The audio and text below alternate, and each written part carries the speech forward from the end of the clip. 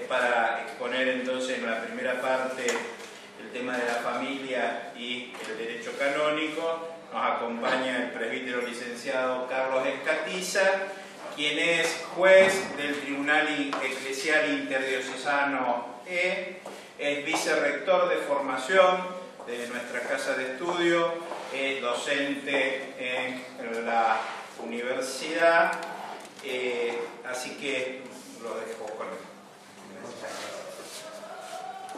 Párroco de San Antonio de Padua. Estamos en el mes de San Antonio, así que lo que quieran pedirle todavía estamos. Estamos a tiempo. Sí, así que bueno, son todos bienvenidos. Bien, gente, un poco, bueno, decía Fabián, tengo una actividad dentro de lo que es el Tribunal Interdiocesano Santa Fe de la Veracruz. Un poco para que nos ubiquemos, después bueno, vamos a ir hablando. Yo me había buscado qué son estos de los tribunales interdiocesanos. Bueno, en nuestro país existen en este momento 8 tribunales interdiocesanos. ¿Qué causas atienden los tribunales interdiocesanos? Fundamentalmente las causas de nulidad matrimonial o algún otro tipo de causa, administrativo o penal, que se vayan generando en las mismas diócesis, ¿no? Dentro de lo que podemos hablar de la organización judicial, jurídica de la Iglesia, la autoridad suprema y el juez supremo es el Santo Padre, ¿no? Nosotros en la Iglesia no tenemos división de poderes, ¿no? El supremo legislador es el supremo ejecutador también, pues tiene el pleno poder ejecutivo, y también es la suprema autoridad judicial, ¿no? Si bien se va a valer de órganos judiciales, como vamos a verlo después, que van a ser la rota romana, la asignatura romana, que son los dos supremos tribunales. Los españoles no lograron esto, tienen una rota ellos también, que es como un supremo tribunal, pero es medio trucho porque es solamente para España, ¿no? Entonces solamente atienden en tercera instancia las causas españolas. Después están los tribunales diocesanos, y en los lugares como nosotros en Latinoamérica son varias diócesis que se unen en un único tribunal, ¿no? Pues voy a ir entrando un poquito más en esto, ¿no? Son 8, yo voy a buscar esto para... Hay unos nuevos. Son Buenos Aires, el primero de todo, el primer tribunal. Vamos a ver Córdoba, el tribunal B, La Plata, tribunal C, están por letra, Tucumán, el tribunal D. Solo durante muchos años Santa Fe fue el último tribunal. Santa Fe fue creado en el año 1993, ¿no? Y pasaron casi 20 años para que se abrieran los otros tribunales. Neuquén, imagínense, el Tribunal Interdiocesano de La Plata iba desde La Plata a Ushuaia, ¿no? Si bien no hay mucha gente, podemos decir, pero eran extensiones enormes. Neuquén, Corrientes se desmembra del Tribunal Interdiocesano de Santa Fe. Y el último es el Tribunal Interdiocesano de Mendoza. No está viendo, no, pero el presidente es el presbítero Reinaldo Rodino, Godino, tiene otro nombre, está equivocado. Y hay un Tribunal Nacional de Apelaciones o un Tribunal Nacional de Segunda Instancia, que es el tribunal que depende directamente de la Conferencia Episcopal Argentina, que es en Buenos Aires. Nuestro arzobispo, Monseñor Gancedo, fue el primer presidente del Tribunal Nacional, ¿no? Fue también el creador de lo que nosotros conocemos, de lo que es actualmente la Facultad de Derecho Canónico. Bien, pero no venía a hablar de tribunales, simplemente eso después lo vamos a hacer alguna referencia. ¿De qué? Un poquito se me pidió que hable con ustedes y bueno, estemos compartiendo en este tiempo que nos queda. Un poco el tema es la familia, en concreto el matrimonio, dentro del ordenamiento canónico de la Iglesia. Bien, sabemos, y de algún modo, bueno, si no, nos vamos a ir enterando que un poco a partir de la misma encarnación, ¿no? La Iglesia, digamos, Jesús, después sus discípulos, la Iglesia, no solamente una institución con una dimensión espiritual, ¿no? Sino que la Iglesia tiene estas dos dimensiones, ¿no? Es terrestre y celeste al mismo tiempo, ¿no? Este pueblo de Dios, como lo llama el Concilio Vaticano II, recuperando, ¿no?, la riqueza de esa expresión, es un pueblo que peregrina como sociedad visible y tangible hacia su consumación plena, ¿no?, en la eternidad. Es decir, es esta iglesia peregrina que marcha hacia ese encuentro de su realización definitiva como iglesia celestial, en plena comunión con el Señor. Pero bueno, como sociedad terrena, como sociedad de hombres y de bautizados, también tiene su estructura y su organización, ¿no?, desde los comienzos, ¿no? Son los mismos apóstoles los que le han ido dando una fisonomía, una estructura, una identidad y también una legislación a ese grupo de discípulos. Pero pensemos en esto. ¿Cuál es el fundamento último de que la Iglesia tenga una organización, que tenga un conjunto de leyes que vamos a llamar el Código de Derecho Canónico o el Código de Cánones de las Iglesias Orientales? Es la ley de la encarnación. O sea, somos una iglesia encarnada, peregrina en el mundo. Simplemente, de ahí, simplemente, o de un modo dramáticamente, desde ahí es que necesitamos también organizarnos como sociedad. No somos una especie, bueno, de simplemente, mejor que lo sentido de la palabra, ¿no?, carismáticos, lanzados en el tiempo, viviendo de la espontaneidad, ¿no? Necesitamos esta organización como sociedad a partir de un cuerpo legislativo. Y la Iglesia ha tenido siempre cuerpos legislativos, ¿no? Ha habido desde el comienzo. Pensemos en el primer concilio. ¿Cuál fue el primer concilio? Concilio número 1, el de Jerusalén, ¿no? ¿Qué problema teníamos? El de los judaizantes. ¿Se acuerdan que querían circuncidar a todos? ¿No? Entonces, bueno, va Pablo, ¿no?, va con Pablo y sus amigos, va a Roma, ¿no?, donde se encuentra con el resto de los apóstoles y le presentan esta realidad, ¿no? ¿Y qué se dispone?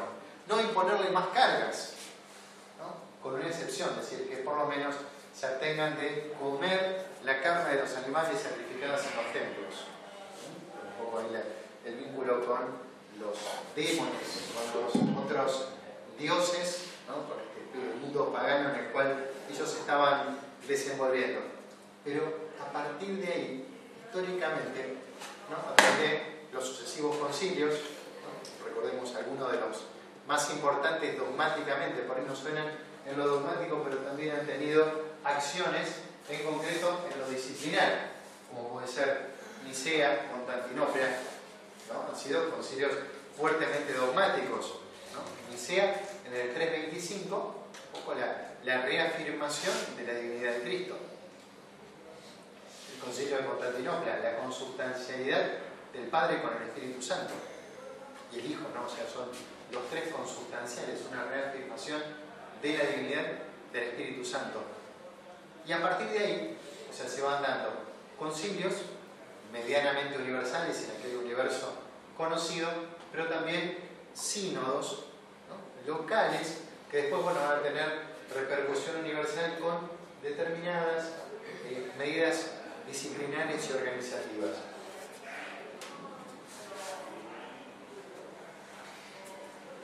Se nos fue de nuevo, no importa, ya volverá. Bien,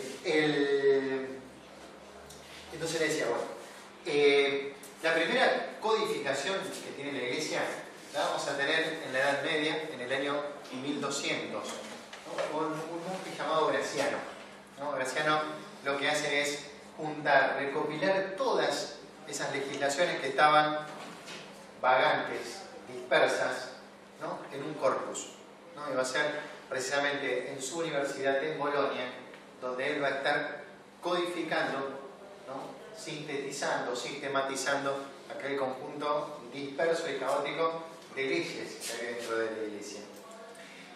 Posteriormente, a Graciano se vuelven a recopilar esas leyes en una nueva codificación, mucho posterior, alrededor del 1700, lo que se llaman las leyes extravagantes, ¿no? ¿Por qué? Porque después de Graciano, en el 1200, aparecieron una cantidad de normativas, disposiciones, sínodos, concilios, ¿no? Con cuestiones dogmáticas y también con cuestiones disciplinarias.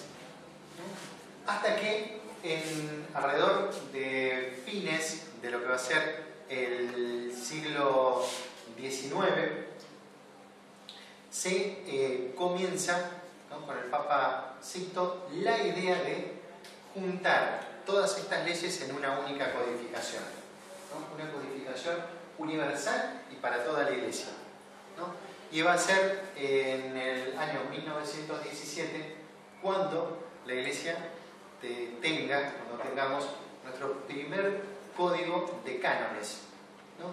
Muy pegado todavía a una manera de concebir el derecho, ¿no? Que era el derecho romano.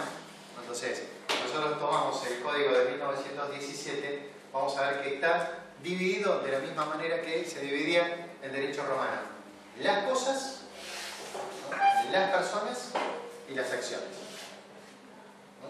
Es prácticamente ese mismo. Se sorprenderían de lo que pusieron en las cosas, porque era como una especie de 3 estantes, ¿no? Donde había que acomodar todo, ¿no? Y por ahí en las cosas aparecían las personas, o en las cosas aparecían los sacramentos, por ejemplo, porque no son acciones ni son personas, ¿no? Entonces aparecían dentro de las cosas. Bueno, una manera de codificar. En el año 1929 comienza algo que es muy rico dentro de la Iglesia, que es la codificación para las iglesias orientales. ¿Por qué? Porque el Código de Derecho Canónico decía que era para el rito latino, para nosotros, pero excluía a las iglesias orientales, que tienen una tradición riquísima, ¿no? Una tradición muy, muy grande en cuanto a una historia sinodal, eclesial, por ahí muy, muy distinta a la nuestra.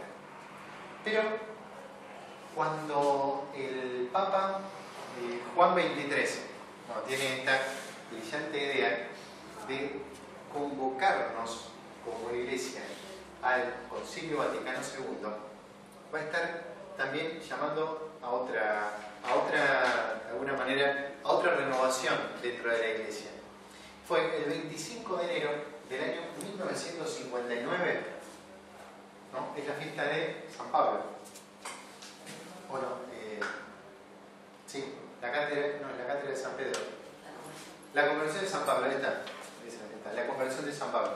No, el 25 de febrero del año 1959, el Papa Juan XXIII, a lo mejor lo estuvimos recordando en este año de la fe, a 50 años del Concilio Vaticano II, convoca a toda la Iglesia a 3 cosas, ¿no? Por un lado, al Sínodo de la Iglesia de Roma, ¿no? Que se realizó, ¿no? El sínodo fue, como antecedente del concilio, fue bastante desastroso, pero se realizó.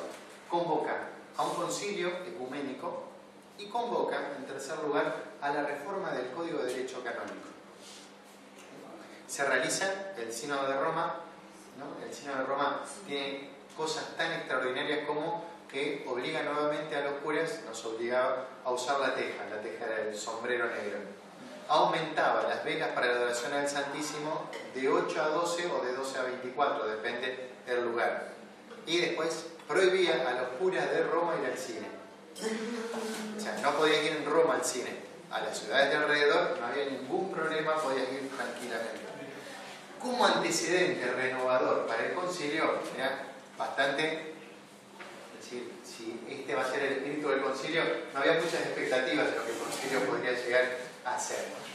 El concilio va adelante, marcha, ¿no? Y sabemos lo que significa la acción del espíritu, este verdadero Pentecostés para toda la Iglesia, que fue el Concilio Vaticano II, ¿no?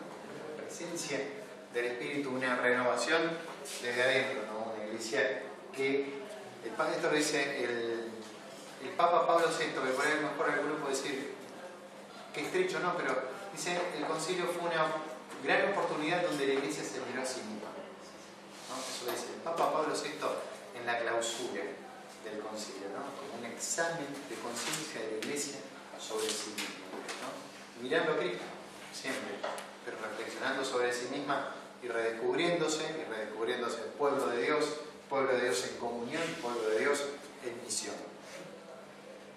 Bien, entonces el concilio, de alguna manera, fue generando una renovación tal que se fue postergando la renovación del Código de Derecho Canónico hasta terminar el concilio. Es decir, no se quiso avanzar en una reforma del Código, precisamente ¿por qué? Porque el concilio todos los días estaba apareciendo alguna novedad.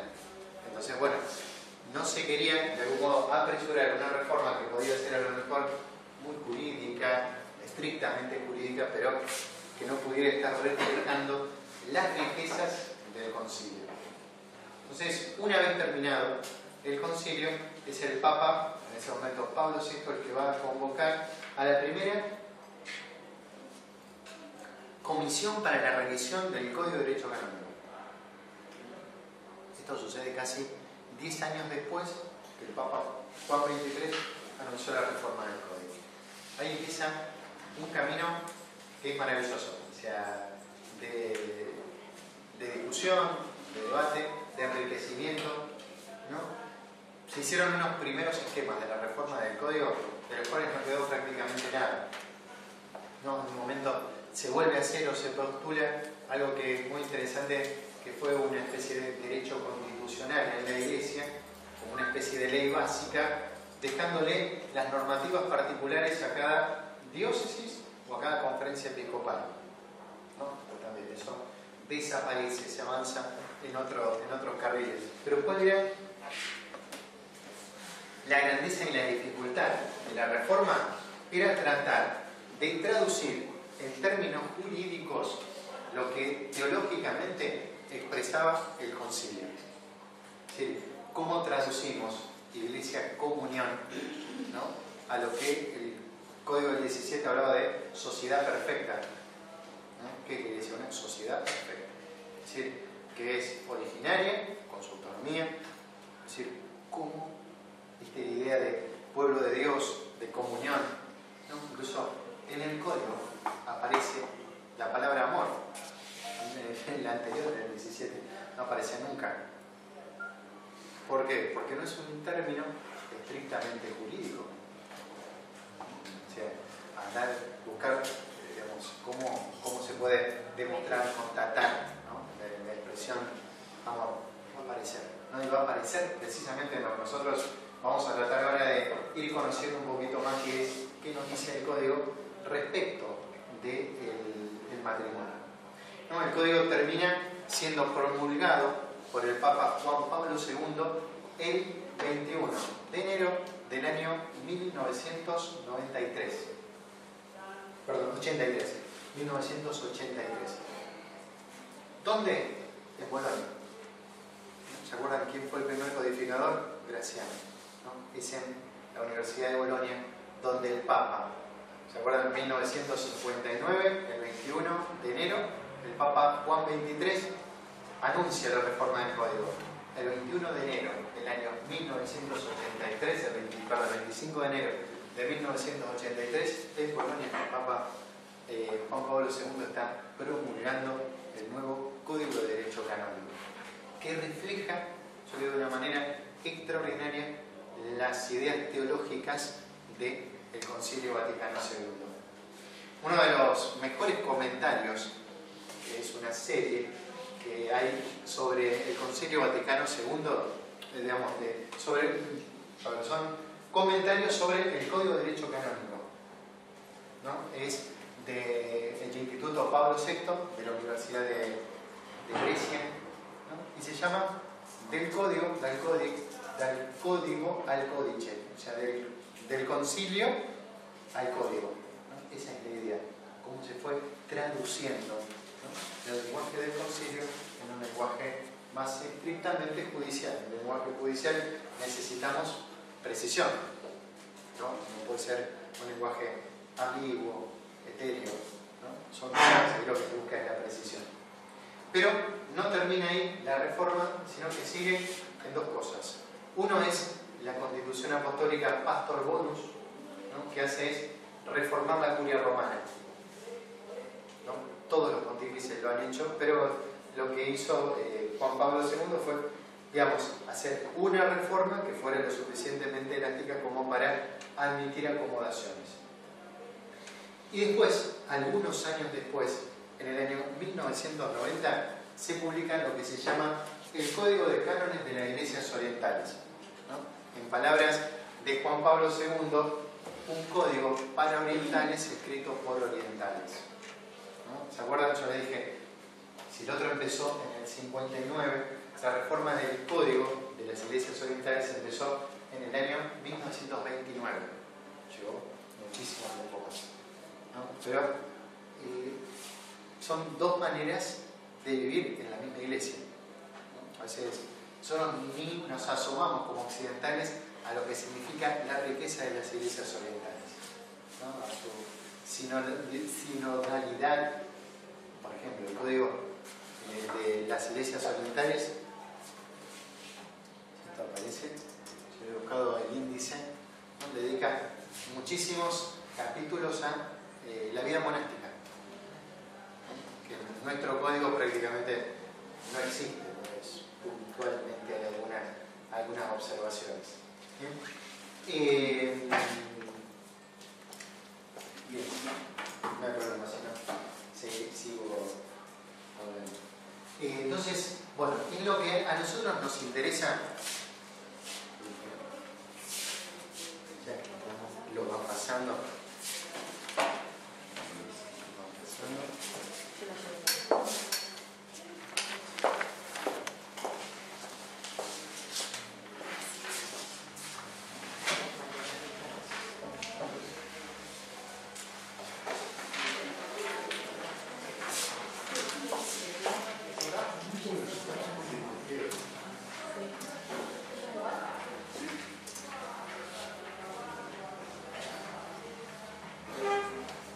Bien, en la página de la Santa Sede nos vamos a encontrar con un Papa Francisco sonriente, y abajo de actualidad nos vamos a encontrar con textos, ¿no?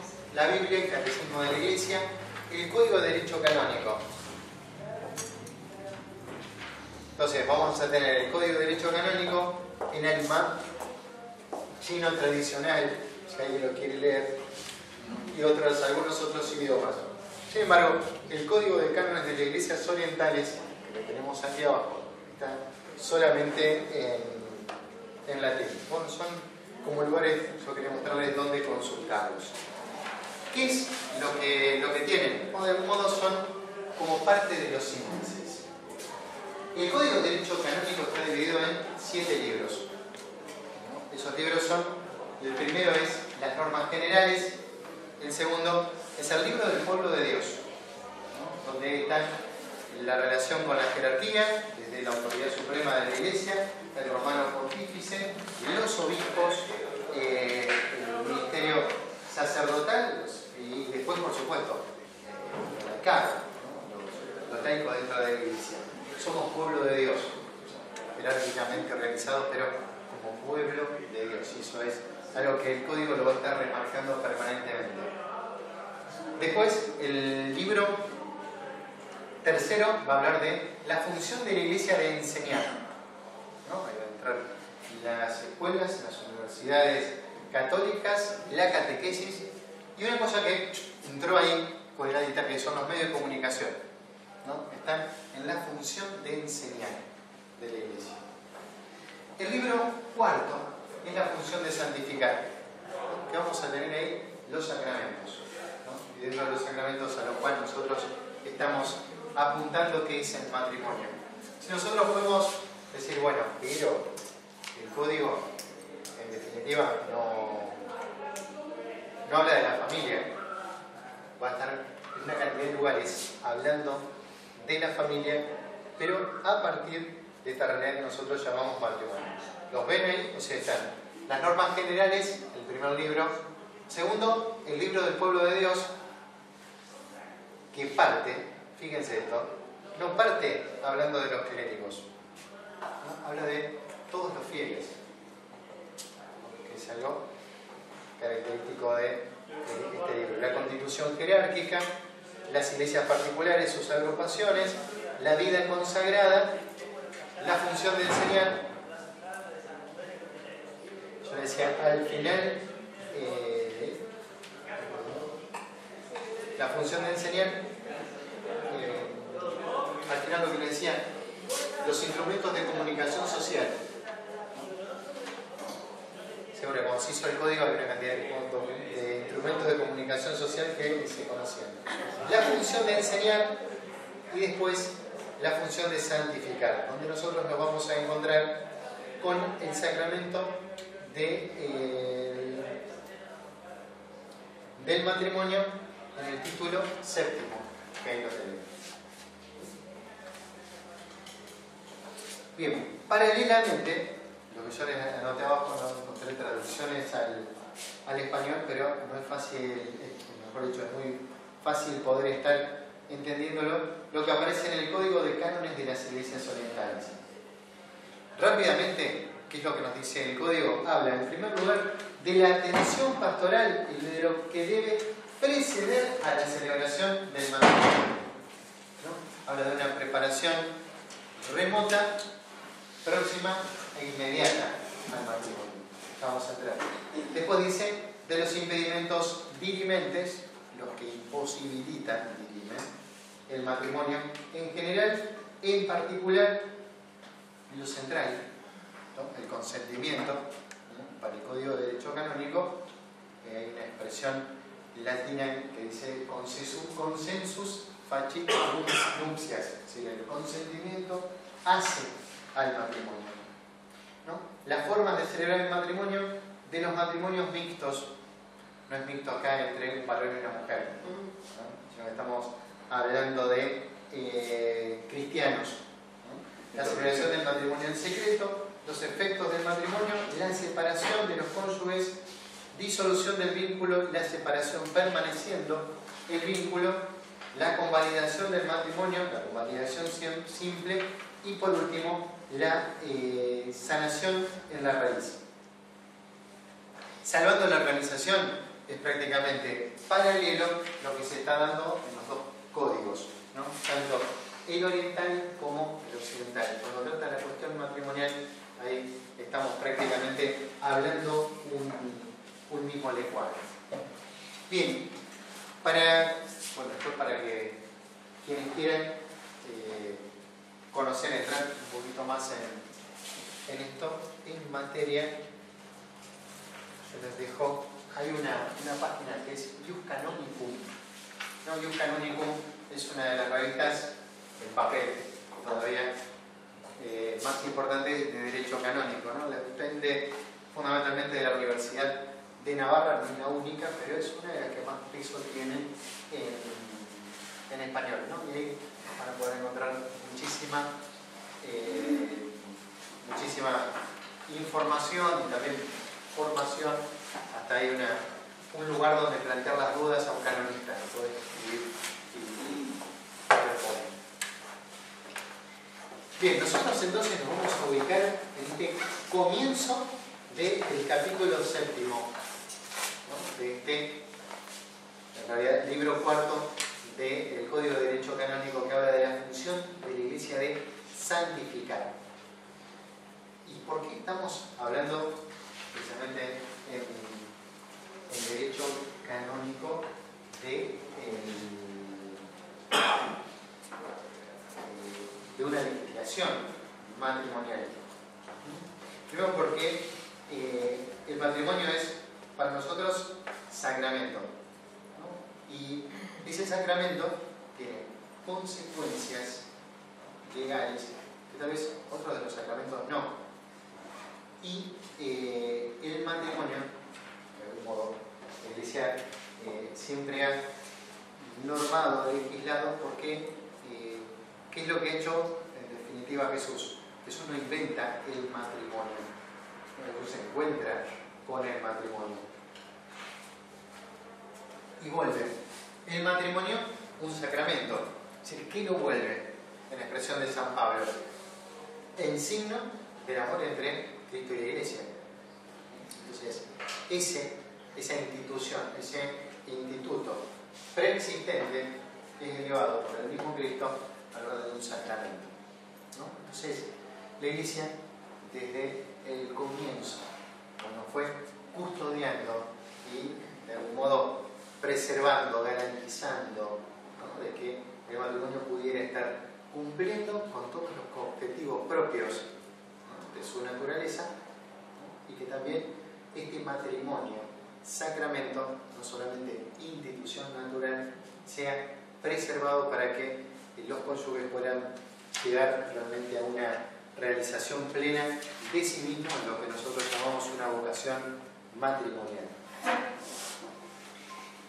El Código del año 1917, cuando definía al matrimonio, ¿no?, hablaba de un contrato, ¿no?, y ese contrato suponía esta es la expresión, ¿no?, por eso yo digo lo duro, lo legal que quería ser, ¿no?, que dice un contrato que suponía entre las partes cierto comercio carnal ordenado a la apropiación.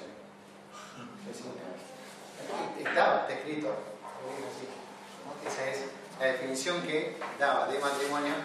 Imagínense todo el personalismo, el amor, la comunión de vida, de personas, ¿no?, donde había quedado en otro libro, pero no en el código.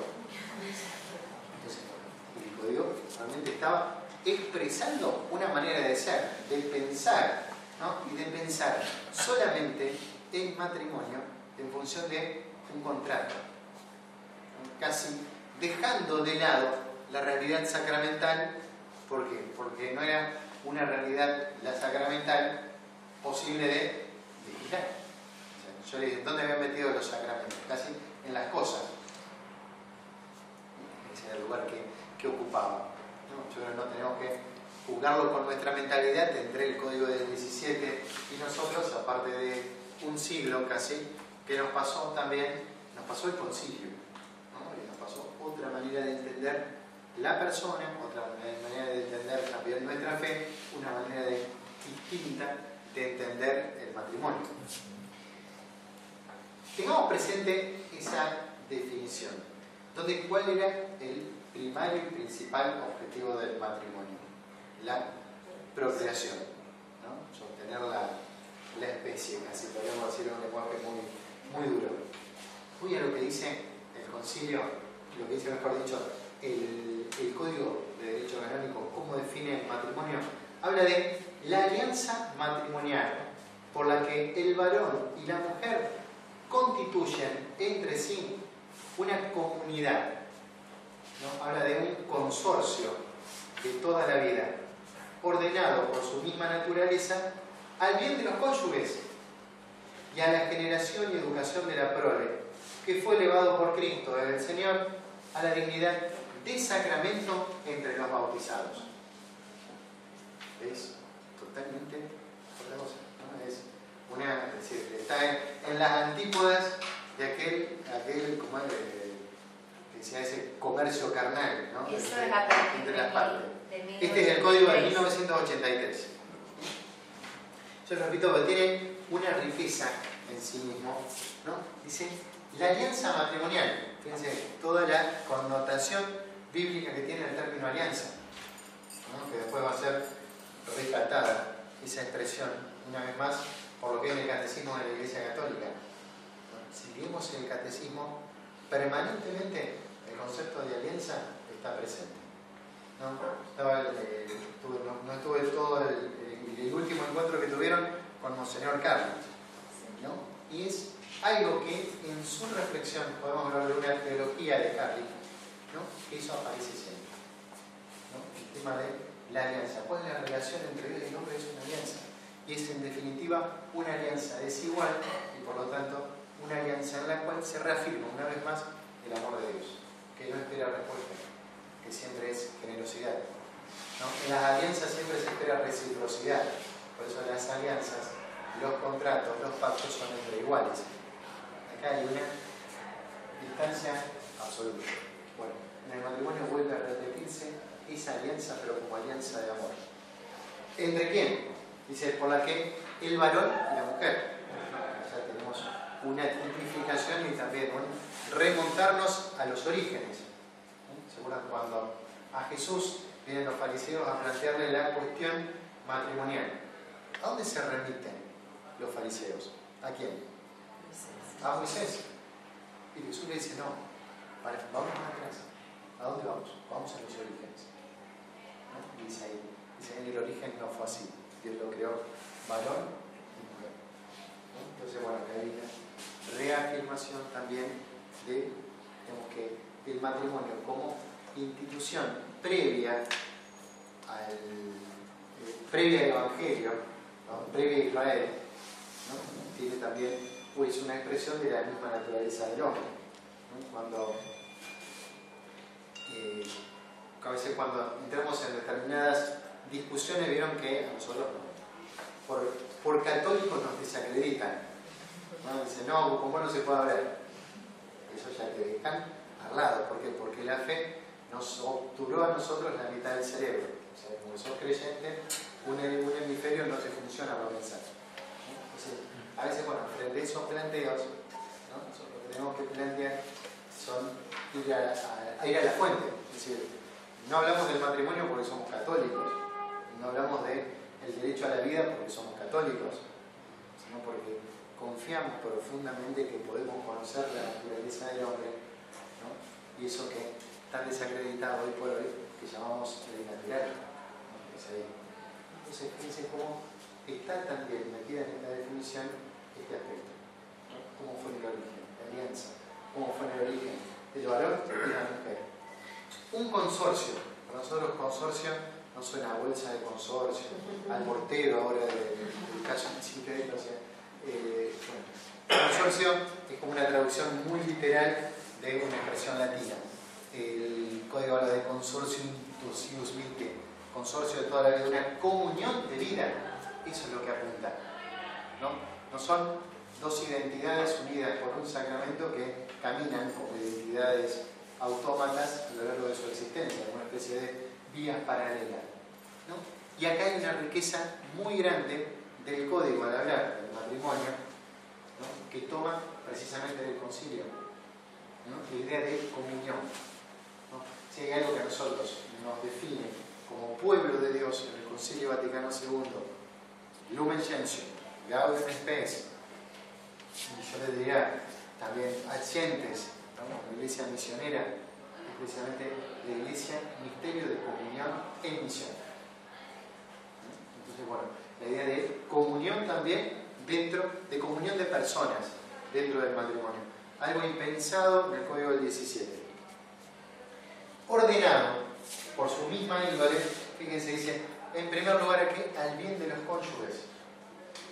Entonces, la expresión es muy clara. Así que bueno, ¿a qué se ordena el matrimonio? Al bien de los cónyuges.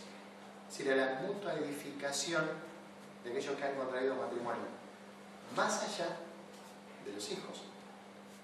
No podemos hablar de dos fines de los cuales uno está subordinado al otro o que hay uno más importante que el otro. No. Los dos fines que están explícitamente marcados por el código van a estar precisamente en igualdad de condiciones. No es uno o el otro, uno por encima del otro. Por una cuestión de enunciación, me parece que siempre es primero esto, ¿no? Es decir, primero la edificación, es la edificación y la plenitud de los esposos en función también de una futura existente o no existente paternidad. Habla de el bien de los cónyuges y la generación, vinculado a algo que dice a la educación de la prole.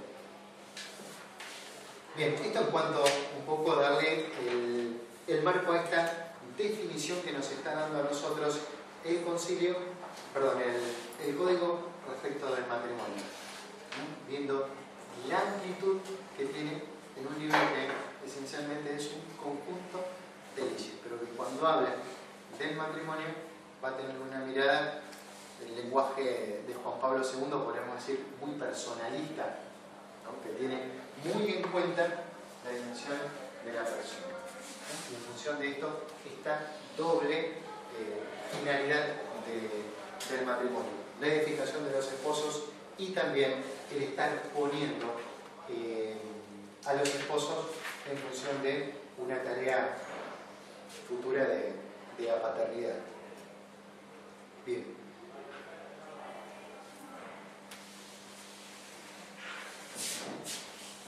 Avanzo. Cuando nosotros estamos hablando del matrimonio, para la Iglesia no hay una distinción tan fuerte, se hace una distinción tal vez muy grande, o mejor dicho, bueno, el Código del 17 ponía el acento tanto en el matrimonio contrato, ¿no? De algún modo la dimensión jurídica del matrimonio sacramento quedaba de lado, ¿no? Pero son dos dimensiones de una única realidad, ¿no? Si estamos legislando, si hay una legislación que va a garantizar jurídicamente la realización plena de un matrimonio, en función de que es un contrato, un pacto, pero fundamentalmente es un sacramento. El Código sostiene que no hay entre los bautizados un matrimonio que no sea sacramento. Es decir, la única manera de ser matrimonio entre bautizados es el matrimonio sacramento. Dice, por tanto, entre bautizados no puede haber contrato matrimonial válido que no sea por eso mismo sacramento.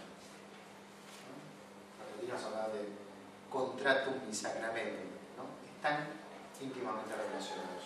En el caso del matrimonio mixto, por ejemplo, para el bautizado es un sacramento y para el otro y para el otro no. No. Pero le es válido también para el válido, por supuesto, sí. ¿No? Tenemos, bueno, el matrimonio, tenemos lo que decía, ¿no?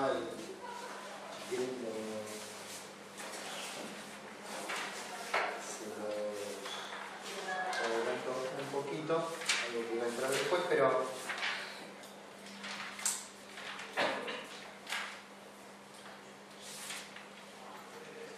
fíjense lo que dice: está prohibido sin licencia expresa de la autoridad competente el matrimonio entre dos personas bautizadas. Este es el matrimonio mixto, una de las cuales haya sido bautizada en la Iglesia Católica o recibido en ella después del bautismo y no se haya apartado de ella mediante un acto formal, y otra adscrita a una iglesia o comunidad eclesial que no se halla en comunión con la Iglesia Católica, ¿no? Se hablan de dos tipos de matrimonios distintos del canónico, ¿no? Por un lado, este matrimonio, el mixto, que es entre dos bautizados, ¿no? Uno de los cuales es católico y el otro no, que se necesita la licencia del ordinario del lugar, ¿no? Y después es distinto cuando es entre un bautizado y un no bautizado, ¿no? Ahí se llama matrimonio de disparidad de culto. Puede ser un musulmán, un judío, alguien que directamente no se bautizó. Entonces, ese matrimonio, a ver, el cura hizo el matrimonio entre la señorita que es evangelista y el muchacho que es católico. No le pidió la licencia al ordinario del lugar, puede ser el vicario general. Se le pasó los papeles de una parroquia, quedó el expediente abajo, te lo encontraste, los casaste y ya está. Bueno, es ilícito pero válido. No así, si no tenés la autorización, ya no del ordinario, sino del obispo del lugar, ¿no? Que es el que dispensa el impedimento cuando una persona está bautizada y la otra no. Ya la situación es un poquito más grave porque ya, hoy decíamos, entre bautizados siempre es sacramento. Aunque sea sacramento para uno, una especie de forma sacramental para el otro, ¿no? Y sobre todo cuando hay un no bautizado, ya tenemos ahí otra dimensión que, bueno, hay que tener en cuenta. Bien, yo avanzo un poquito en lo que nos va diciendo el Código de Derecho Canónico. ¿No? Avanzando un poquito más, dice cuáles son para el Código las propiedades esenciales del matrimonio. ¿Sí? Hablamos de propiedades esenciales y por lo tanto estamos yendo a aspectos que no le podemos sacar. ¿Cuál era la fórmula del agua? Óxido de hidrógeno era en algún momento H2O. Bueno, si sacamos alguna de los componentes, es variable, ya no tenemos más agua. Lo mismo sucede con el matrimonio. Tiene propiedades esenciales. Hoy hablamos de fines, ¿no? Los fines, a lo mejor yo estoy repitiendo cosas que después Gloria nos va a volver a repetir desde otra perspectiva. Pero, es decir, la unidad, el fortalecimiento de los esposos y la procreación como fines del matrimonio. Pero hay propiedades esenciales que no pueden faltar. Dice, las propiedades esenciales del matrimonio son la unidad y la indisolubilidad, que en el matrimonio alcanzan una particular firmeza en razón del sacramento. ¿Qué significa unidad? Uno con una, indisolubilidad para siempre. Solamente el vínculo se puede estar disolviendo por la muerte. No hay otra manera de disolver el vínculo. No hay posibilidad del divorcio. Pero yo tengo una amiga que le dieron la nulidad. Dice, bueno, la nulidad no disuelve ningún vínculo. En realidad lo que hace la nulidad es declarar que en definitiva nunca hubo vínculo. Entonces, no es una sentencia declarativa, una sentencia que esté de algún modo ejecutando o haciendo algo la sentencia, sino que declara que entre el matrimonio entre Juanita y Antonio en realidad nunca hubo, por vicios del consentimiento, por circunstancias que fueron rodeando la celebración del matrimonio, nunca hubo en definitiva matrimonio. Es decir, unidad e indisolubilidad. Es decir, yo me reservo... Nunca hubo sacramento. Nunca hubo sacramento. No, porque el matrimonio ante la ley sería... nunca hubo sacramento. Nunca hubo sacramento, ¿no? La unidad, claro. Ante la ley canónica tampoco. ¿Sí? Ante la ley canónica tampoco, no existe. Matrimonio. O sea, digamos, se habla de que las personas vuelven a recuperar su capacidad nupcial, ¿verdad? Nunca la perdieron, ¿no? Pero todavía tenían externamente, podemos hablar así, un vínculo con la otra persona. Bien, hablábamos de unidad e indisolubilidad como propiedades esenciales del matrimonio. ¿Sí? ¿Qué pasa cuando las personas... Sí. Antes que avance una cosa, cuando existen hijos, digamos, ¿hay posibilidades de nulidad? Sí. Igual, pueden haber pasado, bueno, la doctora Vidal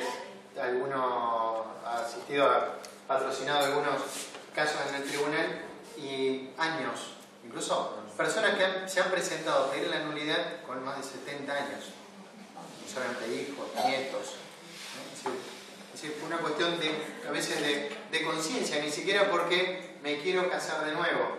Tampoco la experiencia en el tribunal es que las personas vienen al tribunal cuando, después de un primer matrimonio canónico, ¿no? Se han separado, se ha roto la unión y quieren casarse con otra persona que tal vez nunca se ha casado, con la cual podrían casarse por iglesia, o a veces procesos profundos de conversión, ¿no? Es decir, bueno, estoy en esta situación y quiero, delante de Dios, revisar lo que sucedió en el momento que yo me casé, con años de matrimonio, con hijos de por medio, con nietos de por medio, ¿no? Con familias, ¿no? Otra familia también de por medio, ¿no?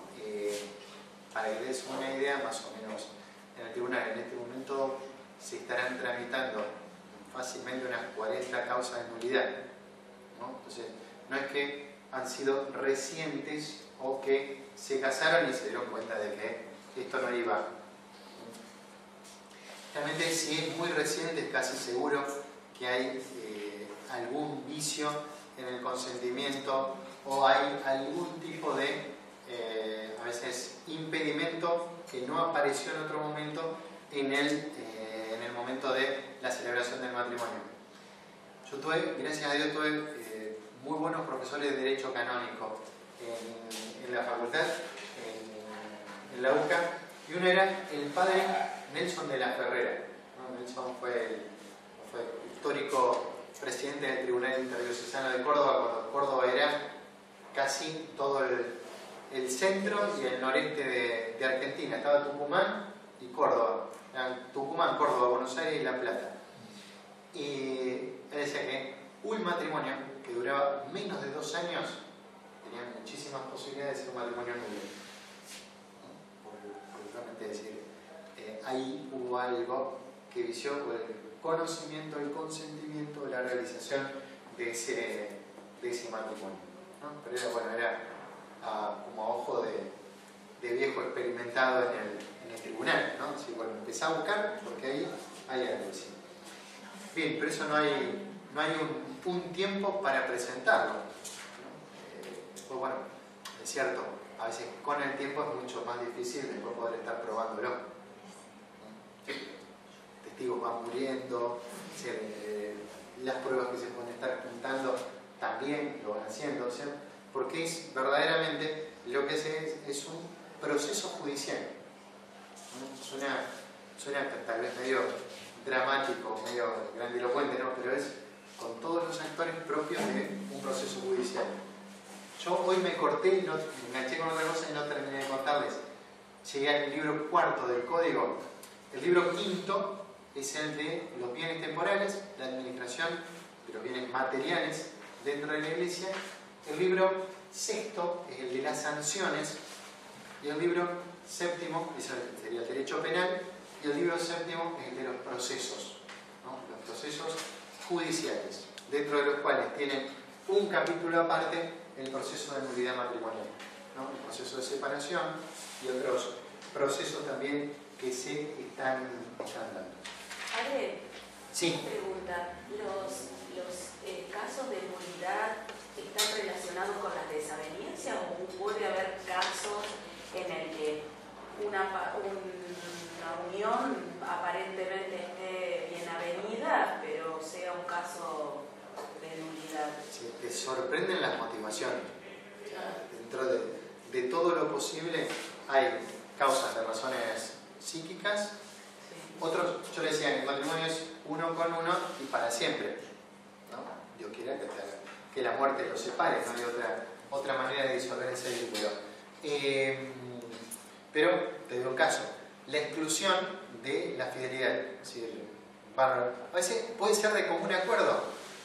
O sea, nos casamos, pero nos permitimos también nosotros tener cada uno su propia vida.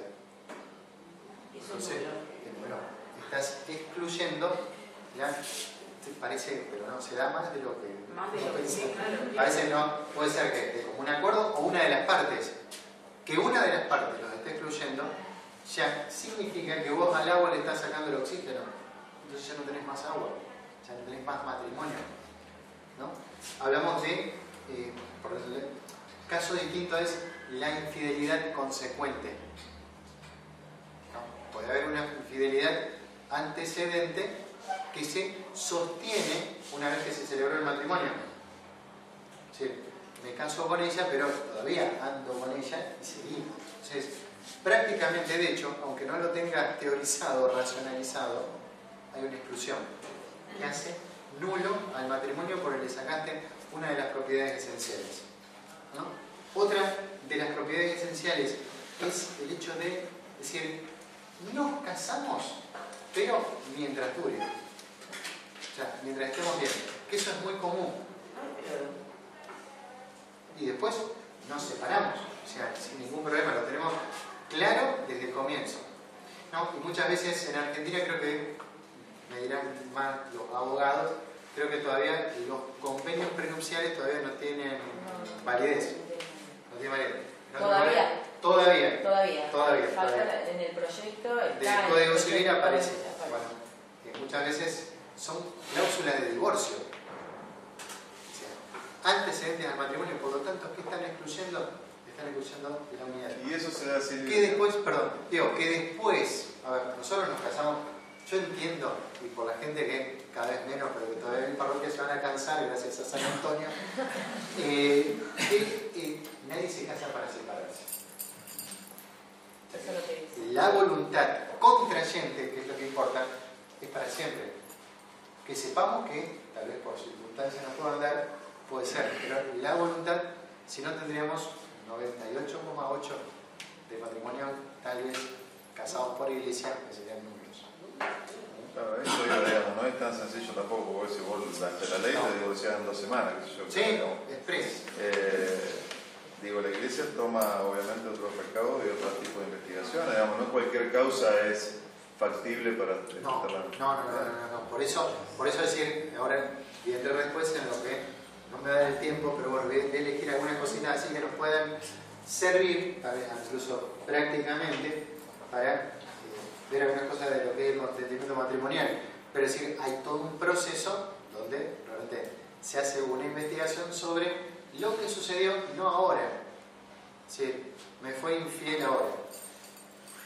Y bueno, a ver por qué, pero no hay suficiente razón para decir el matrimonio es nulo. Pero piensen en otra cosa. El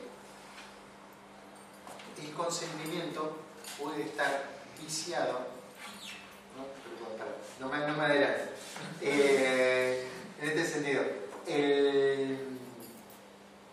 hablamos entonces de estas dos causas fundamentales, de estas dos elementos constitutivos del matrimonio que no pueden estar faltando. Digo, para el análisis de una causa matrimonial se le está pidiendo, y yo creo que Benedicto lo va a hacer, que no es facilitar las causas, sino evitarle un plazo a las causas. Las causas son llevadas adelante por lo que llaman los tribunales, ¿no? Tribunal de 3, ¿no? Son 3 jueces, ¿no?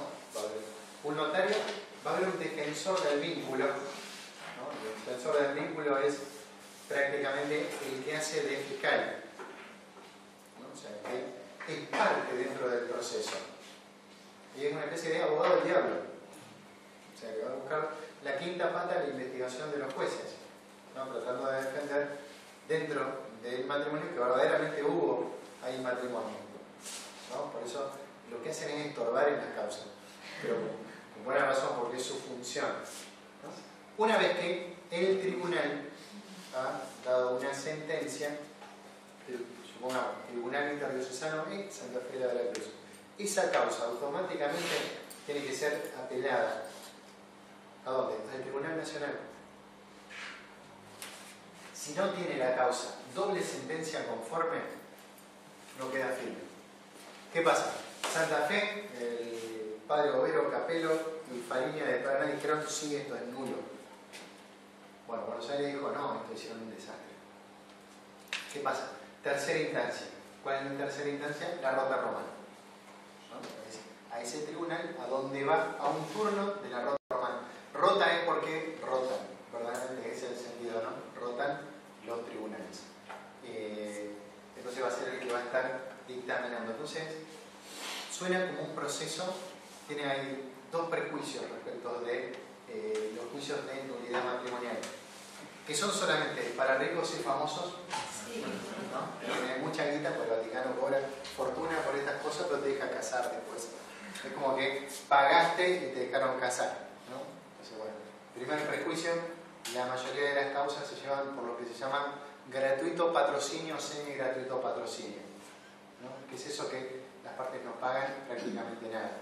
El tribunal tiene que cobrar porque tiene, bueno, un funcionamiento administrativo que, mientras estemos en esta tierra, desde el papel al teléfono a la impresora cuestan, ¿no? Entonces, bueno, pero que no es tampoco una cosa desorbitada para lo que puede estar cobrando un abogado por un divorcio. Así que son cosas distintas, digo, no lo mezclo. Y segundo, que son procesos larguísimos. Se puede hacer largo a veces por la acumulación de causas que tiene un tribunal, pero teóricamente la nulidad, si se lleva adelante, tiene que estar saliendo en un máximo, según el código, de 1 año y medio, en la práctica 3 años, ¿no? Latinoamérica. Es más económico que adornar un salón para la fiesta. Totalmente, eso que el de la foto seguro. ¿Un año la sentencia de primera instancia sería o el doble conforme? No, 1 año es la sentencia, lo que prevé el código es 1 año para la sentencia en primera instancia en el Tribunal Diocesano, 6 meses le da al Tribunal de Apelaciones para que se expida. Que en realidad son 3, si tenés para confirmar un plazo, digamos, mínimo. Son 6 meses, digamos, ellos lo usan si tenés que reabrir la instrucción. Sí, bueno, hay ya otras complicaciones que se van dando dentro de la causa. Es decir, bueno, a ver, el padre Escatiza en Santa Fe no investigó lo suficiente, no le preguntó a este testigo esto, al otro aquello. Entonces abren la causa de nuevo, se cita de nuevo las partes. Pero lo que se busca es esto, ¿no? Garantizar una cosa, la verdad de lo que sucedió en el momento del matrimonio. ¿Y a dónde está la sede acá? En el arzobispado. Ya pues para mucho más no me queda. Cuento, bueno, yo quería hablarle de los impedimentos, que son los impedimentos, ahí aparecen como dirimentos. ¿Cuáles son las condiciones de normalidad? ¿No? Los impedimentos suenan como a una especie de una expresión muy negativa. ¿Qué impide que una persona se case? ¿No? Yo creo que el código lo que pretende es, bueno, generar las condiciones para que ese matrimonio sea realmente válido. Estamos apuntando a lo jurídico. Ya feliz ya es otra cosa que no depende de lo jurídico, ¿no? Pero por lo menos garantizar que la validez de ese consentimiento que van a dar las personas. El consentimiento es el que hace realmente al matrimonio. Yo doy los cursos de preparación al matrimonio en el decanato donde estoy yo doy una charla que es la de la celebración, ¿no? Esta del derecho canónico la da un abogado. Yo doy la de la celebración y le digo, bueno, ¿cuál es la foto que no puede faltar del casamiento? ¿Cuál es el momento más importante? Y los anillos. Dicen que ¿Estamos todos de acuerdo? No, entrar la novia. Falta esa foto y nos morimos, ¿eh? Yo he visto novia entrando 2 veces que se olvidaron el ramo. no. Padre, espere que vamos a buscar el ramo, que se quedó en la puerta esperando el ramo. Bueno, pero bueno, el momento culminante, el central es el consentimiento, ¿no?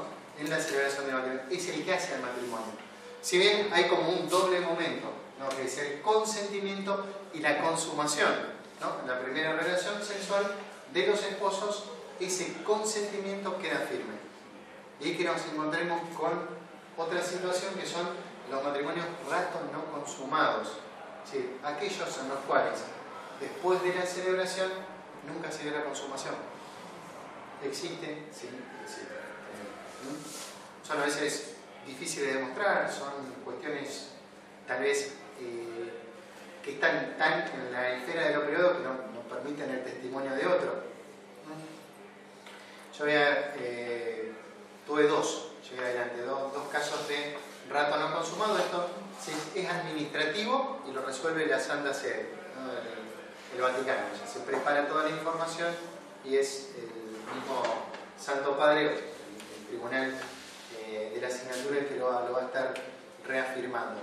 Pero no donde lo que se dio fue la imposibilidad, ¿no? De que tuvieran relaciones porque eran, bueno, es toda una historia de los años 70 donde, bueno, se casan por conveniencia, simplemente personas que tenían sus novios por otro lado, ¿no? Por una cuestión de que eran militantes del Partido Comunista, ¿no? El tema era que necesitaban emanciparse para poder estar saliendo del país y uno evitar el servicio militar, ¿no? Pero en ningún momento hubo voluntad de ellos ni siquiera de tocarse. O sea, bueno, se casaban por civil, pero las madres de ella, no, mi hijita, usted se me casa por iglesia. Y a ellos les daba lo mismo. Así que se casaron por civil, se casaron por iglesia, el objetivo era otro. Y nunca más se vieron. O sea, hasta fue muy difícil poder localizar, ¿no? al muchacho, casi 20 años después, para que pueda estar testimoniándolo, ¿no? Por decir, bueno, ese caso de matrimonio celebrado, pero que no se consumó, ¿no? Entonces, bueno, tenemos esta situación especial. El código dice que pueden contraer matrimonio todas aquellas personas a quienes el derecho no se lo prohíbe, ¿no? Bueno, en cuanto a prohibiciones, en cuanto a impedimentos, ¿no? Aquellos quienes tienen prohibición de contraer matrimonio, aquellos que tienen un vínculo previo, ya está casado, no te puedes casar, ¿no? Una serie de impedimentos que, bueno, podríamos entrar a los clérigos, ¿no? Porque tenemos también un vínculo previo que no nos impide contraer el matrimonio. Y nos dice el código que el matrimonio lo produce el consentimiento entre las partes, para la mujer, legítimamente manifestado entre personas jurídicamente hábiles. No, a ver, un clérigo se supone que es una persona, se supone que es una persona, y como persona tiene el derecho al matrimonio, ¿no? El matrimonio también hay un ius conjugium, se llama así, y que es el derecho a contraer matrimonio. Pero bueno, hay una prohibición canónica, o sea, la persona canónicamente hábil, humanamente es hábil, pero canónicamente tiene una imposibilidad, un impedimento para contraer el matrimonio. Consentimientos que ningún poder humano puede suplir. El consentimiento matrimonial es el acto de la voluntad por el cual el varón y la mujer entregan y aceptan mutuamente en alianza irrevocable para constituir el matrimonio.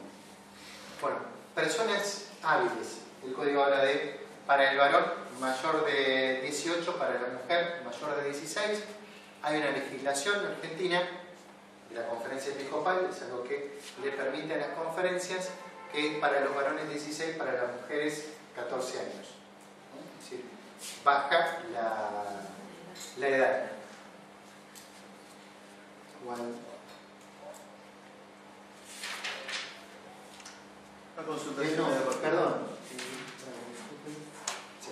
Sí. En el caso del sacerdote, por ejemplo, que pide dispensas y se casa, Sí. el orden sagrado del sacramento no desaparece, sigue estando. No, sigue estando. En ese caso no Sí. es nulo, digamos. No. Porque de algún modo no hay exclusión, o sea, es una ley eclesiástica. ¿No? Es decir, en cuanto a la indisolubilidad del matrimonio, tenemos una ley natural y un precepto divino. ¿No? Pero en cuanto al celibato de los clérigos, sigue siendo una ley eclesiástica. Por eso es que el sacerdote que tiene la dispensa se puede volver a casar. ¿Por qué yo que me divorcié no me puedo volver a casar si los curas dejan que se casen? Estamos hablando de dos órdenes que son...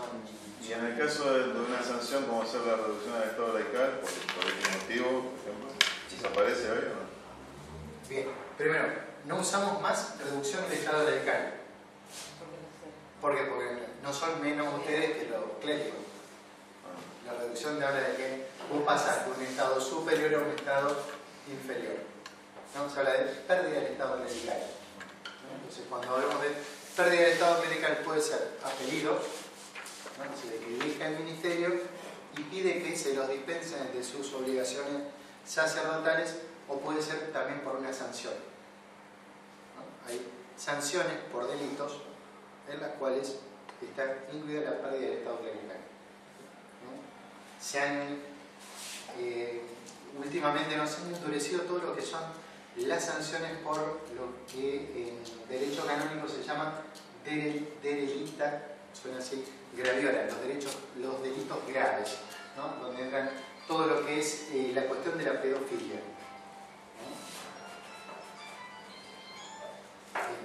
¿No? Y algo que yo recién lo dije, me quedé pensando y lo dije al revés.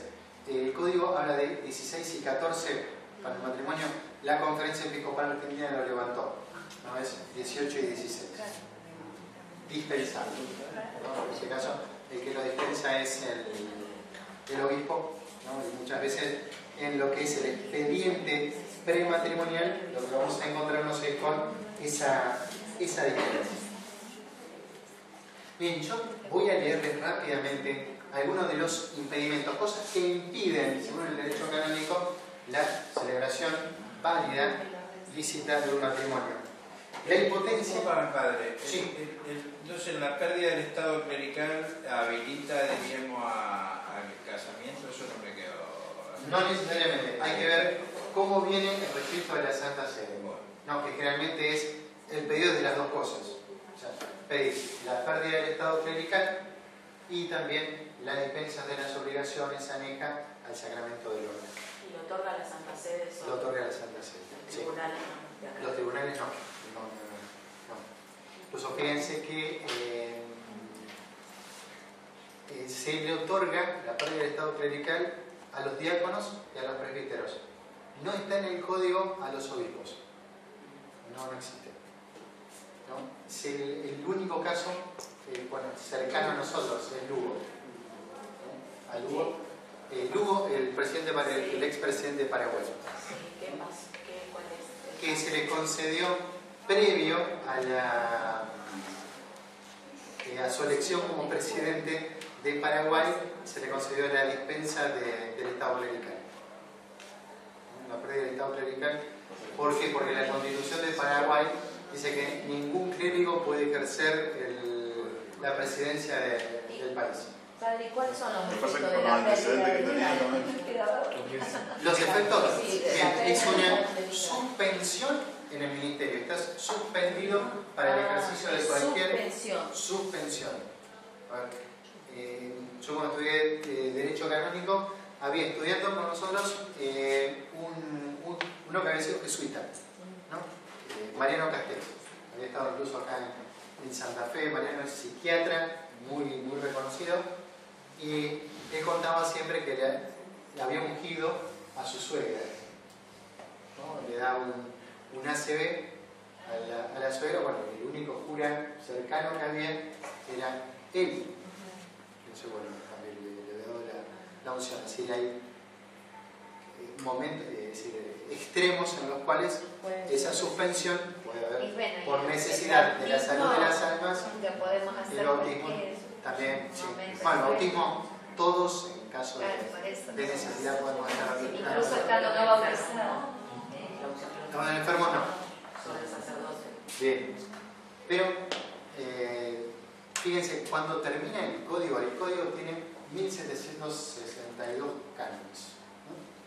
Bien, el último de estos cánones, el último canon del Código de Derecho Canónico, es el que ilumina 1752, la razón de ser de todo el código.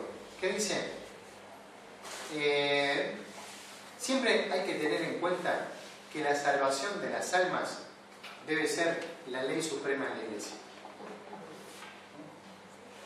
¿Cuál es el sentido de la existencia de un código de derecho canónico? No es una máquina de impedir, sino al contrario, ¿no? Es precisamente estar apuntando a esto, ¿no? A la salvación de las almas. Bien. En 5 minutos, simplemente algunos de los impedimentos en particular para el matrimonio, ¿no? El tema de la impotencia, el vínculo, es decir, un vínculo anterior, la disparidad de culto, ¿no? Lo que yo le decía hoy, esto de cristianos y no cristianos, el orden sagrado, ¿no? En cualquiera de sus grados. O sea, fíjense, en la Iglesia siempre existieron la ordenación de casados, pero no el casamiento de ordenados. Por eso, los orientales, los clérigos orientales del rito oriental, que se casan, primero se casan y después se ordenan, ¿no? Porque es una tradición. Fíjense, los diáconos permanentes, si enviudan, no se pueden casar después. ¿No? Pero bueno, ¿Se ordenan solteros tampoco? se ordenan solteros, quedan solteros. ¿Sí? Sí, bueno, es algo que tenemos que tener presente. El voto, también, el voto religioso, también es impedimento. El rapto, se nos parece de otro siglo, parecido. Es decir, el raptar a una persona con intención de contraer matrimonio. Solamente puede ser válido ese matrimonio si la persona liberada de esa situación contrae matrimonio. Siempre con una historia familiar media rara, que mi abuelo la raptó a mi abuela. La fue a buscar a caballo, 15 leguas, la trajo a caballo, se la robó. Después, claro, cuando la encontraron ya los casaron. Pero es algo que nos parece... ¡Qué abuelo! ¡Qué abuelo! Pues tuvieron 75 años de casado, no sé cómo contar. Padre, no me queda claro lo que leyó en segundo lugar, el impedimento entre personas de diferentes, por ejemplo, cristianos diferentes. Sí, lo que hoy decía, es el matrimonio que se llama de disparidad de culto. Pero se puede. Sí, por supuesto que se puede, pero con hay impedimentos que son dispensables y otros que no se dispensan. O sea, la impotencia, por más Pero que en lo ese diga, caso es cásese. siempre indispensable en el caso Sí, de sí, que de culto. Sí. Hay una, los curas siempre lo vemos cuando hacemos lo que se llama el expediente prematrimonial, es distinto para los matrimonios mixtos o disparidad de culto, ¿no? Donde hay una declaración explícita del no bautizado, del no católico, de respetar la fe de la otra parte y la educación de los hijos, ¿no? De modo garantizar la educación de los hijos en la Iglesia Católica. Bueno, los impedimentos de parentesco, también hasta qué punto los parentescos, los parientes se pueden estar casando. Y después, una cuestión que es importante, cuando hablamos del consentimiento, este consentimiento se tiene que dar, ¿no? Es un consentimiento de la voluntad, ¿no? Y muchas veces es la voluntad la que está condicionada, o es la inteligencia la que está condicionada. Es decir, sin plena deliberación, sin pleno consentimiento, nunca vamos a tener un consentimiento de la voluntad, vamos a tener un verdadero consentimiento matrimonial, ¿no? A veces pueden ser personas que, hay un canon del 1095 que habla de razones o cuestiones de naturaleza psíquica que van a hacer precisamente que el consentimiento no sea pleno. Entonces ese matrimonio es nulo. ¿Qué se son? Desde droga, enfermedades de tipo psíquicas, de todo tipo. Yo hablo de un caso que siempre lo recuerdo, me llamó muchísimo la atención, termina siendo nulo, donde la mujer era golpeada. Pero todo lo que le llevó a ella, el proceso de salir de esa situación, recién cuando logra romper, tener otra pareja y descubrir otro mundo, se da cuenta de dónde vivían. ¿Por qué? Porque era lo más normal del mundo, o sea, era hija de padres golpeadores, todas las hermanas mujeres, todas casadas con varones golpeadores, ¿no? Es como que reproducían el esquema, era tan enferma la situación que le parecía no solamente normal, sino justificable. Entonces, bueno, pues esto es sano, esto es comunión de toda la vida, ¿no? Esto es consorcio de toda la vida, no. Entonces, hay todo un desarrollo, una ayuda que va recibiendo también los tribunales, el mismo derecho canónico, de ciencias auxiliares, como pueden ser la psiquiatría, la psicología, para descubrir que tal vez estas personas que aparentemente, ¿no?, celebraron un matrimonio, en realidad tienen una incompatibilidad tal que es imposible poder estar sosteniendo eso en el tiempo, ¿no? Que lo más saludable que puede pasar es que se separen, ¿no? Porque realmente no son un matrimonio desde ningún punto de vista. Bueno, después va a haber que demostrarlo, ¿no? Casos a ver también otro tipo, ¿no? El caso de la homosexualidad también, ¿no? O sea, se casan pero ya con una vida homosexual, por cualquiera de las dos partes, ¿no? Entonces también está haciendo imposible, ¿no?, esta realización del matrimonio en todos sus fines, ¿no?, uno de los cuales, el primero que pone, es precisamente la relación y el crecimiento entre el desarrollo pleno de las personas. Bien, esto es como una introducción, tal vez ameritaría que en algún otro momento nos detengamos más a los aspectos canónicos del matrimonio, tal vez a conocer cuestiones muy prácticas, cómo se lleva adelante una causa de nulidad, para nosotros, si podemos estar orientando y acompañando a alguien, no duden en remitir a cualquier consulta al tribunal. El tribunal, en eso somos muy prudentes en embalar a alguien en una causa. O sea, por eso hay toda una instancia previa a través de lo que se llama una encuesta preliminar, que pueden encontrarla en la página del arzobispado. Tiene un link que es el tribunal, está ahí, que son una serie de preguntas que nos ayudan a nosotros, jueces, o sea, lo hacemos también en colegiado con otros, tratando de ver si es viable o no, porque a veces, bueno, la persona está ilusionadísima y no hay de dónde, no hay, o sea, nunca se hubieran tenido que casar, o se casaron bien. O sea, esa es la diferencia. Entonces no podemos aspirar a una nulidad. ¿no? Otra herramienta pastoral que podemos estar usando, nunca nos olvidemos esto, el código de ley, pero es pastoral, o sea, en la iglesia no hay nada que no sea pastoral. Si no, estamos diciendo, bueno, ¿qué es la pastoral? Diría Francisco, tener olor a oveja. Bueno, el olor a oveja también en un tribunal diocesano es poder acompañar muchas veces a personas que están viviendo como una cruz, ¿no? A veces esta situación y la arrastran durante años, ¿no? Y a veces nunca se dan cuenta de que su matrimonio en realidad no era matrimonio, o están ahora esperando la posibilidad de poder comulgar, no sé, y siempre está esta posibilidad. Una que es la sanación en la raíz, ¿no? La sanación en la raíz es cuando a veces por distintas circunstancias no se puede estar celebrando el matrimonio con la forma canónica. ¿Qué es la forma canónica? Es celebrarlo en la iglesia, con el rito, no con la fórmula propia, yo te recibo a ti o cualquiera de las otras que aparecen en el ritual. O a veces por distintas circunstancias no se puede estar dando esto, ¿no? A veces porque una de las partes realmente rechaza lo que puede hacer el matrimonio, ¿no? Otras veces porque, o sea, un prurito en alguien porque es en contra de la iglesia, los curas, ¿no? Es una cantidad de prejuicios, pero hay un vínculo, ¿no? Un vínculo que puede ser natural, un vínculo que puede ser legal, ¿no? Como puede ser, no se quiere casar por iglesia, pero nos casamos por civil. Entonces se puede convalidar también ese consentimiento natural como forma sacramental, ¿no? Entonces, bueno, ahí sí, eso lo puede hacer el obispo, lo hace el obispo, ¿no? Que es convalidar esta situación frente a una adversidad para que se pueda estar realmente dando la cita de esta manera. ¿Y pueden comulgar? Por supuesto, es matrimonio, ¿no? Es matrimonio. No, a veces se hace con el consentimiento de todo, decir, yo no me quiero casar por iglesia, pero no me opongo a esto.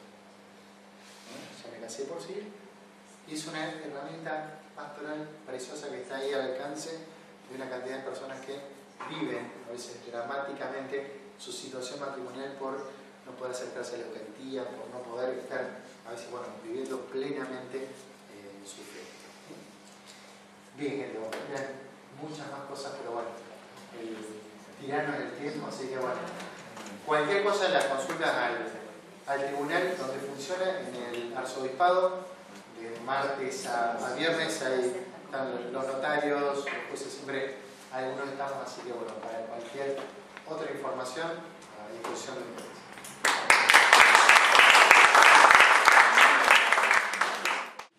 Bueno, buenas noches otra vez.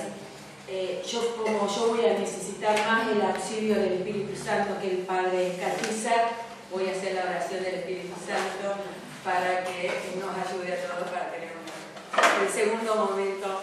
Bueno, en nombre del Padre, del Hijo y del Espíritu Santo. Ven, Espíritu Santo, llena los corazones de tus fieles, enciende en ellos el fuego de tu amor. Envía tus espíritus y se renovará la faz de la tierra. Nuestra Señora de Guadalupe, ruega por nosotros.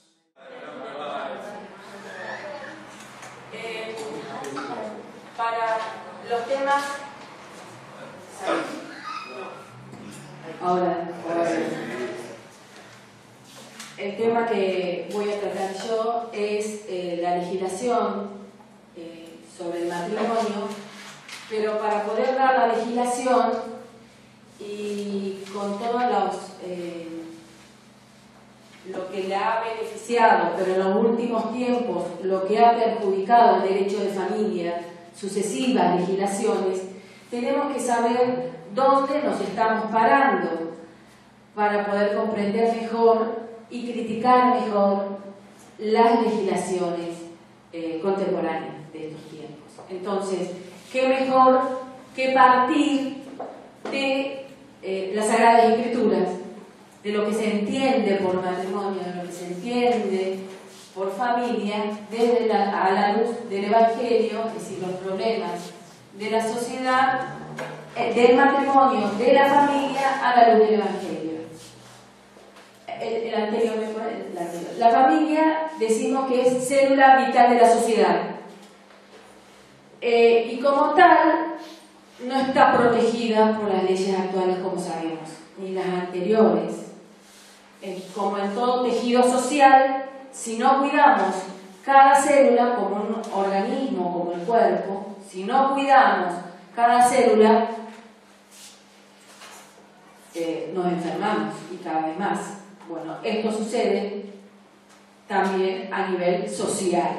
Entonces, desde la doctrina decimos que la familia es célula vital para la sociedad. La familia, yo creo que estoy mal parada, esto lo estoy tapando, a ver si encuentro mejor lugar. Acá te tapamos. ¿No? Tiene. La familia, primera célula vital de la sociedad. La familia, primera sociedad natural. Como vemos, que es cómo considerar a la familia como un lugar natural del cual surgen derechos y obligaciones. La importancia y la centralidad de la familia en orden a la persona y a la sociedad están repetidamente subrayadas en las Sagradas Escrituras. No está bien que el hombre esté solo. Ya Dios, desde su designio, vio en la persona que no estaba bien que el hombre esté solo. A partir de los textos que narran la creación del hombre, se nota cómo, según el designio de Dios, la pareja constituye la primera expresión de comunión de las personas humanas. Eva era creada semejante a Adán, como aquella en su alteridad lo completa para formar con él una sola carne.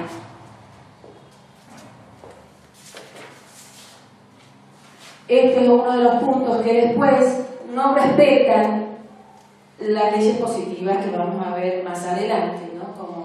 Como contrarían el orden natural del hombre y la mujer, esa complementariedad, esa alteridad.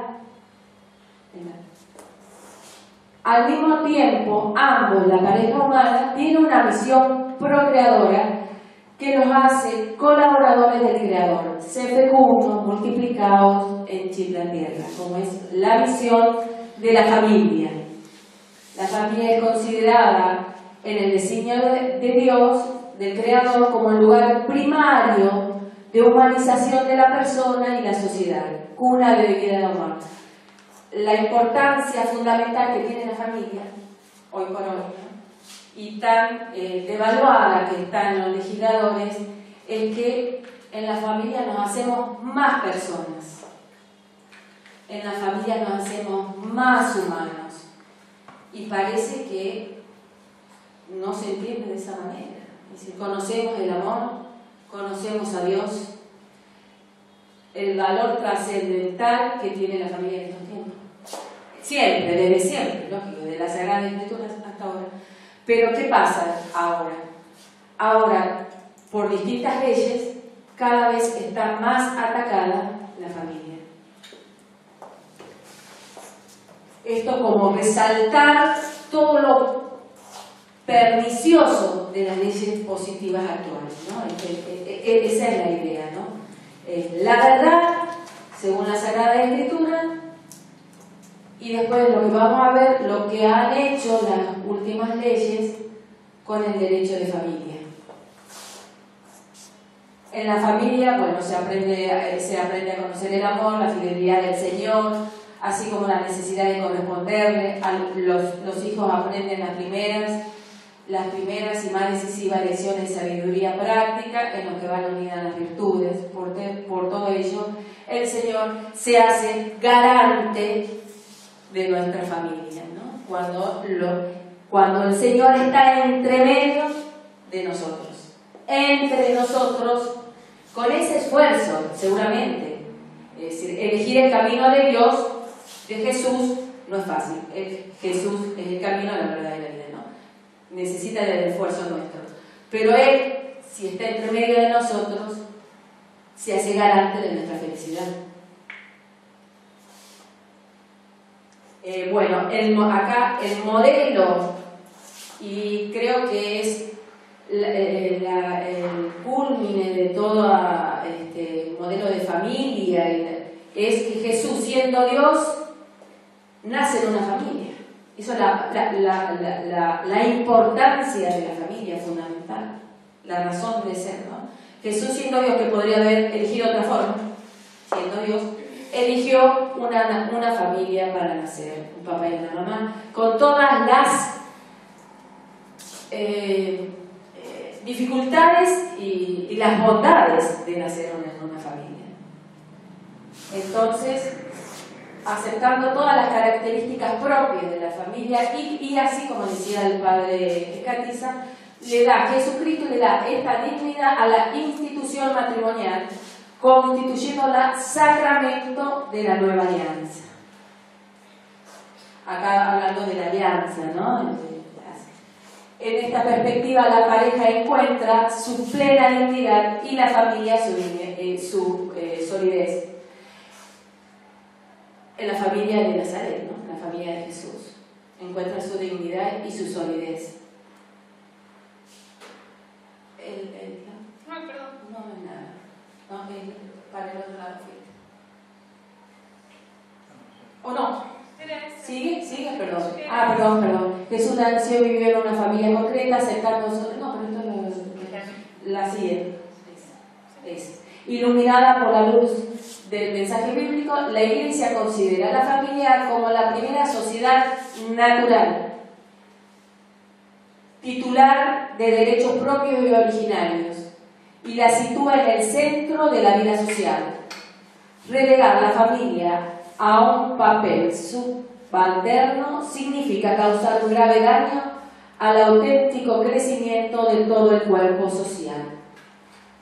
Es decir, que la familia como tal tiene derechos propios que le corresponden, ¿no? El derecho a tener una casa, derecho a educar a los hijos a su propia creencia, como cree que sea necesario, el derecho a trabajar, los padres de tener trabajo. ¿Cuántos derechos propios que surgen de la familia? El derecho a la seguridad, a la paz social. Son los derechos de la familia, que son propios de ella. Y que no vienen de afuera, vienen por ser familia. La familia ciertamente nacida de la íntima comunión de vida y de amor conyugal, fundada en el matrimonio entre un hombre y una mujer, posee una específica y original dimensión social en cuanto al lugar primario de relaciones interpersonales. Esto de comunidad de vida y amor, el matrimonio, ¿no? La relación de amor entre el hombre y la mujer, abierto a la vida. Abierto a la vida. Y donde nos encontramos esas relaciones, las primeras relaciones interpersonales entre los esposos y entre los esposos y los hijos, del papá y mamá y los hijos, que tienen que estar respaldadas por el derecho positivo, que no están tan respaldadas por el derecho positivo entre matrimonios. Cada vez más solos están la madre y el padre y los hijos. La familia es célula, entonces, primaria y vital de la sociedad, es una institución divina, fundamento de la vida de las personas y prototipo de toda la organización social. En la familia nace, es el típica organización que después la vamos a ver en cualquier otra organización. El valor del matrimonio, que es el fundamento de la familia. ¿Cómo nace la familia? ¿Cómo nace la familia? En el matrimonio entre el hombre y la mujer. La familia tiene su fundamento en la libre voluntad de los cónyuges a unirse en el matrimonio, respetando el significado propio de la institución, que no depende del hombre, sino de Dios mismo. Acá vemos que las personas o los futuros contrayentes van libremente a aceptar lo que el matrimonio es. Porque Escuchamos por ahí de que es demasiada responsabilidad, es para toda la vida, bueno, cuántas obligaciones entre ellos, y derechos y obligaciones, pero vamos libremente, vamos a acordar libremente que me quiero casar para toda la vida. Entonces yo libremente contrario ese matrimonio, que me quiero casar con fulanito de tal, con mi marido, para toda la vida. A veces hay que recordarlo. Todos los días se hace, todos los días se construye el amor, ¿no es cierto, Padre? El matrimonio es el vínculo sagrado en atención al bien, tanto de los cónyuges como de los hijos, como de la sociedad, no depende de la decisión humana. Es el mismo Dios el autor del matrimonio. Bueno, se me fue lo que quería decir. Quería decir algo, se me fue. Bueno, a la próxima. La institución matrimonial, fundada por el Creador con sus leyes propias, es la íntima comunidad conyugal de vida y amor, como dijimos. El matrimonio no es una creación de las convenciones humanas. Esto es lo que vamos a ver después en las leyes. El matrimonio no es una creación de vida a convenciones humanas o imposiciones legislativas, sino que se debe a su estabilidad a un ordenamiento divino. Y esto es lo que la ley positiva ataca totalmente, no lo reconoce.